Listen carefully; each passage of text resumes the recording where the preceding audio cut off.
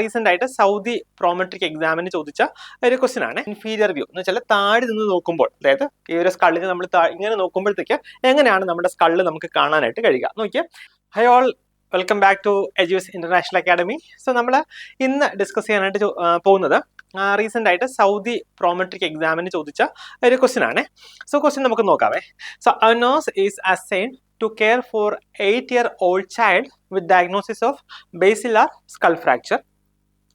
The nurse reviews the pediatrician's prescription and would contact the pediatrician to question which prescription. Option A ആയിട്ട് വരുന്നത് obtain daily weight.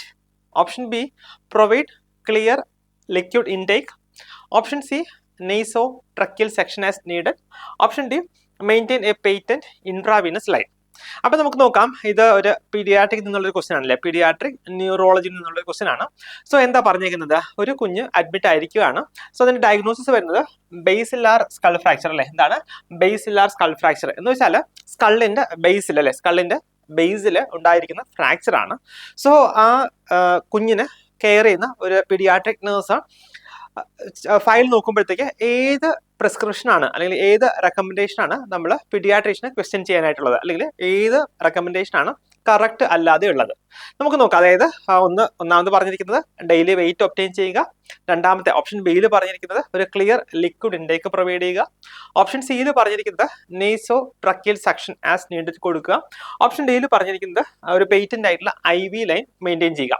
അപ്പൊ നമുക്ക് നോക്കാവേ. അതായത് basilar skull fracture ആണ്. So ഈ ഒരു ഡിസീസ് കണ്ടീഷൻ നമുക്ക് ജസ്റ്റ് ഒരു അനിമേഷന്റെ രീതിയിൽ നമുക്കൊന്ന് കണ്ടു നോക്കാം.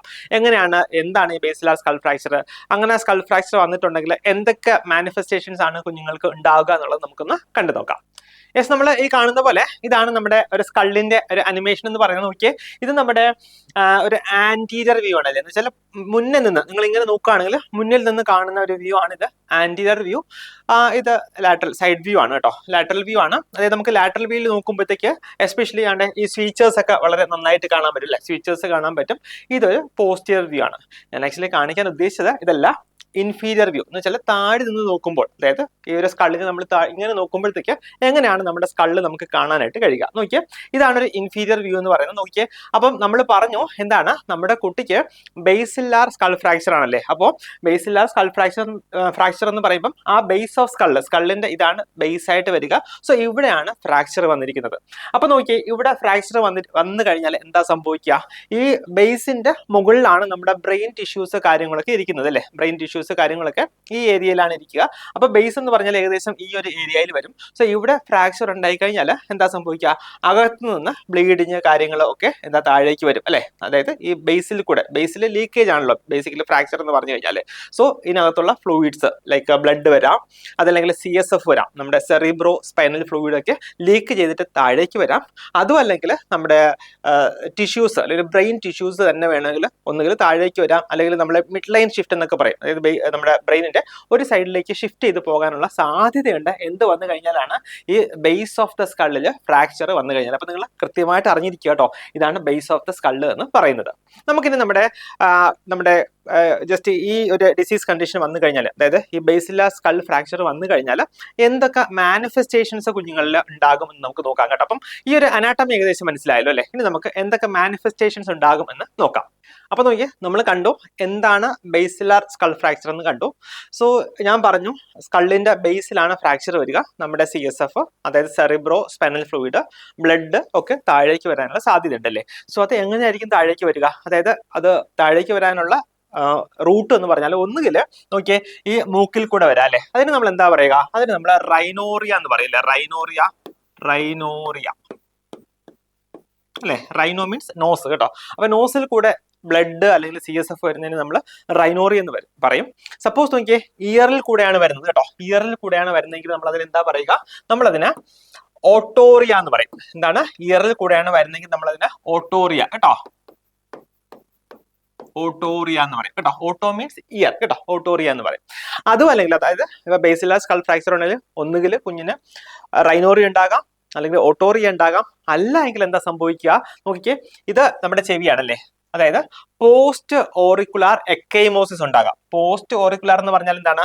ചെവിയുടെ ബാക്കിലായിട്ട് ഒരു എക്കൈമോസിസ് എന്ന് പറഞ്ഞാൽ ബ്ലഡ് കളക്ട് ചെയ്തിട്ട് ഒരു ഡിസ്കളറേഷൻ ഉണ്ടാകും കേട്ടോ. അതിനാണ് നമ്മൾ പോസ്റ്റ് ഓറിക്കുലാർ എക്കൈമോസിസ് എന്ന് പറയുക. ഇതിന് വേറൊരു സുന്ദരമായ പേരുണ്ട്. അതിനാണ് നമ്മൾ നോക്കിയേ ബാറ്റിൽ സൈൻ എന്ന് പറയുക കേട്ടോ. ബാറ്റിൽ സൈൻ. അപ്പൊ ഇങ്ങനെ ഓർത്താൽ മതി, ബാറ്റിൽ സൈൻ, BATTLE അല്ലെ, ബാറ്റിൽ സൈൻ. ബിയും ഇയും ഓർക്കുക.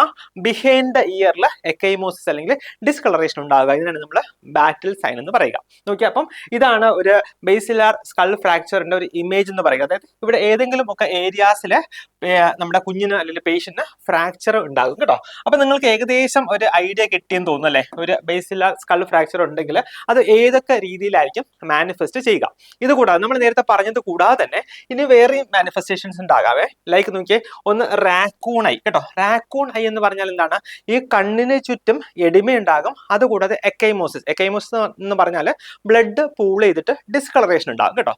അപ്പൊ റാക്കൂൺ ഐ എന്ന് പറഞ്ഞാൽ പെരി ഓർബിറ്റൽ എഡിമ കേട്ടോ. പെരി എന്ന് പറഞ്ഞാൽ അറൗണ്ട് ആണ്, ഓർബിറ്റ് എന്ന് പറഞ്ഞാൽ ഐ ആണ്. അപ്പം കണ്ണിന് ചുറ്റും ഉണ്ടാകുന്ന എഡിമ, എക്കൈമോസിസ്, അതിനെയാണ് നമ്മൾ റാക്കൂൺ ഐ എന്ന് പറയുക കേട്ടോ. അതുകൂടാതെ നമ്മൾ നേരത്തെ പറഞ്ഞ പോലെ ബാറ്റിൽ സൈൻ ഉണ്ടാകാം, പിന്നെ ഹീമോടിംപാനം ഉണ്ടാകാം, അതായത് blood collection in the tympanic membrane, അല്ലെങ്കിൽ നമ്മുടെ ഇയറിൽ ബ്ലഡ് പൂളിംഗ് ഉണ്ടാകാം.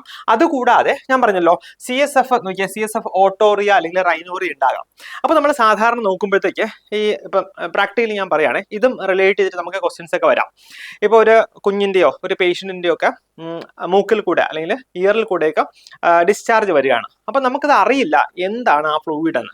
അപ്പൊ നമുക്കത് എങ്ങനെ CSF ഫ്ലൂയിഡ് ആണ് എന്ന്, അല്ലെങ്കിൽ അത് ബ്രെയിനിൽ നിന്നുള്ള ലീക്കേജ് ആണ് എന്ന് നമുക്ക് എങ്ങനെ അത് കൺഫേം ചെയ്യാം എന്നൊക്കെ ചോദിക്കാവേ. സോ അതിനുവേണ്ടി നമ്മൾ യൂസ് ചെയ്യുന്ന ഒരു സൈൻ ആണ് ഈ ഹാലോ സൈൻ എന്ന് പറയുക കേട്ടോ. Halo sign. എന്താണ് ഹാലോ സൈൻ എന്ന് പറഞ്ഞു കഴിഞ്ഞാൽ, ഈ പറഞ്ഞ റൈനോറിയയോ അല്ലെങ്കിൽ ഓട്ടോറിയൊക്കെ വരുമ്പോഴത്തേക്ക് ആ ഡിസ്ചാർജിന് നമ്മൾ എന്താ, ഒരു സ്റ്റെറൈൽ ആയിട്ടുള്ള ഒരു പാഡ് കേട്ടോ, ഒരു സ്റ്റെറൈൽ, നമ്മൾ ഡ്രസ്സിങ്ങിനൊക്കെ യൂസ് ചെയ്തില്ലേ, അതുപോലെയുള്ള ഒരു സ്റ്റെറൈൽ പാഡിലേക്ക് നമ്മൾ കളക്ട് ചെയ്യുക. കളക്ട് ചെയ്തിട്ട് ജസ്റ്റ് കീപ്പ് ചെയ്ത് കഴിഞ്ഞാൽ നമുക്ക് കാണാനായിട്ട് കഴിയും. സപ്പോസ് അത് CSF ഒക്കെ അതിലുണ്ടെങ്കിൽ നമുക്ക് കാണാനായിട്ട് കഴിയും. അതിന്റെ നടുക്കായിട്ട് നോക്കിയാൽ നടുക്ക് ബ്ലഡ് ഉണ്ടാകാം.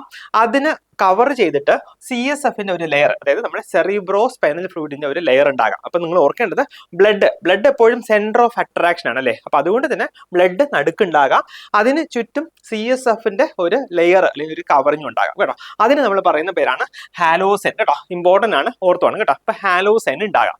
അപ്പൊ നോക്കിയേ, നമ്മൾ തിരിച്ച് നമ്മുടെ ക്വസ്റ്റ്യൻ ഇപ്പൊ നമുക്ക് ഏകദേശം നമ്മുടെ ബേസിലാർ സ്കൾ ഫ്രാക്ചർ അതിന്റെ മാനിഫെസ്റ്റേഷൻസും ഒക്കെ മനസ്സിലായല്ലേ. അതായത് ഒരു അതായത് ഈ റാക്കൂൺ ഐ, ബാറ്റിൽ സൈൻ ഒക്കെ ഉണ്ടാകാനുള്ള കാരണം എന്താണ്? അവിടെ ബ്ലഡ് പൂൾ ചെയ്തിട്ടാണ്. കാരണം ബേസ് ഓഫ് ദ സ്കളിന് ഫ്രാക്ചർ ഉണ്ടായി. സോ അവിടെ നിന്ന് ബ്ലഡ് താഴേക്ക് വന്ന് ലീക്ക് ചെയ്ത് വന്നിട്ട് ഇവിടെ പൂൾ ചെയ്യുന്നതുകൊണ്ടാണ് ഈ മാനിഫെസ്റ്റേഷൻസ് ഉണ്ടാകുന്നില്ലേ. നോക്കിയേ, നമുക്കിനി നമ്മുടെ ക്വസ്റ്റ്യനിലേക്ക് പോകാമേ. അപ്പൊ ബേസിലാർ സ്കൾ ഫ്രാക്ചർ ഉള്ള ഒരു കുട്ടിക്ക് ഏത് പ്രിസ്ക്രിപ്ഷൻ എഴുതി കഴിഞ്ഞാലാണ് നമ്മൾ ഒന്ന് ക്വസ്റ്റ്യൻ ചെയ്യുക, അല്ലെങ്കിൽ ഏതാണ് ഇൻകറക്റ്റ് ആയിട്ടുള്ള ഒരു പ്രിസ്ക്രിപ്ഷൻ എന്ന് നമുക്ക് പറയാനായിട്ട് കഴിയുക. നോക്കിയേ, ഡെയിലി വെയിറ്റ് എടുക്കുന്നതിന് കുഴപ്പമൊന്നുമില്ല അല്ലേ. നമുക്കറിയാം അല്ലെ, കുഞ്ഞിന്റെ വെയിറ്റ് പ്രോഗ്രസ് കാര്യങ്ങളൊക്കെ അറിയാം. കൂടാതെ ക്ലിയർ ലിക്വിഡ് ഡയറ്റ് കൊടുക്കുന്നത് നല്ലത് തന്നെയാണല്ലേ. അതായത് കുഞ്ഞിന് വോമിറ്റിങ് കാര്യങ്ങളൊക്കെ ഉണ്ട് എങ്കിൽ, അല്ലെങ്കിൽ ആസ്പിറേഷൻ ഒക്കെ നമുക്ക് പ്രിവെന്റ് ചെയ്യാനൊക്കെ പറ്റും. നമ്മൾ ഒരു ക്ലിയർ ലിക്വിഡ് ഡയറ്റ് കൊടുക്കുന്നത് എപ്പോഴും നല്ലത് തന്നെയാണ്. നെക്സ്റ്റ് നോക്കിയാൽ ഡി നോക്കിയാൽ maintain A patent IV line. അതായത് പേറ്റന്റ് ആയിട്ടൊരു IV ലൈൻ ഇട്ട് കഴിഞ്ഞാൽ നമുക്ക് IV ഫ്ലൂയിഡ്സ്, മെഡിസിൻസ് കാര്യങ്ങളൊക്കെ കൊടുക്കാനായിട്ട് കഴിയും അല്ലെ.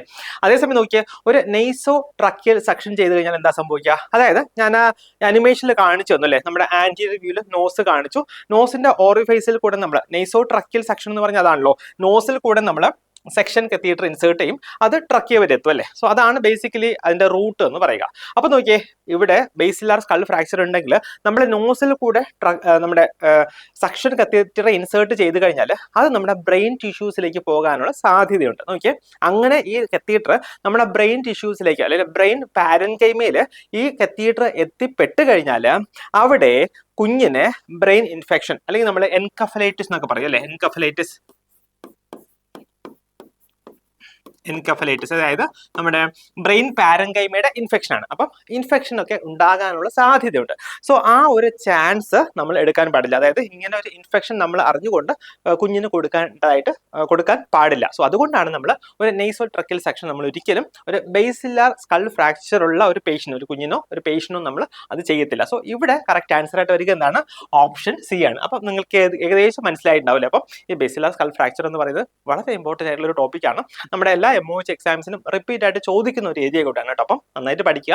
അപ്പം നമ്മുടെ എജുസ് അക്കാഡമിയിലെ ഈ GCC കൺട്രീസിലേക്ക് ഉള്ള എല്ലാ ലൈസൻസിങ് എക്സാമിന്റെയും കോച്ചിങ് സ്റ്റാർട്ട് ചെയ്തിരിക്കുകയാണ്. അപ്പം നിങ്ങൾക്ക് ഇഷ്ടം, അതായത് നിങ്ങൾക്ക് ഏത് എക്സാം ആണോ നിങ്ങൾ പ്രിപ്പയർ ചെയ്യുക, അതിനുവേണ്ടി നന്നായിട്ട് പഠിക്കുക. കൂടാതെ നിങ്ങൾക്ക് കോച്ചിങ് താല്പര്യമുണ്ട് എന്നുണ്ടെങ്കിൽ ഉറപ്പായിട്ട് നമ്മുടെ എജുസ് അക്കാഡമിയായിട്ട് കോൺടാക്ട് ചെയ്യുക. സീറ്റുകൾ ഉറപ്പിക്കാൻ നന്നായിട്ട് പഠിക്കുക. ഇത്രയും പെട്ടെന്ന് നിങ്ങൾക്ക് സെറ്റിൽ ആകാൻ പറ്റുന്ന ഒരു രാജ്യത്തേക്ക് നിങ്ങൾ പോവുക കേട്ടോ. അപ്പം എല്ലാവർക്കും ഓൾ ദി ബെസ്റ്റ്.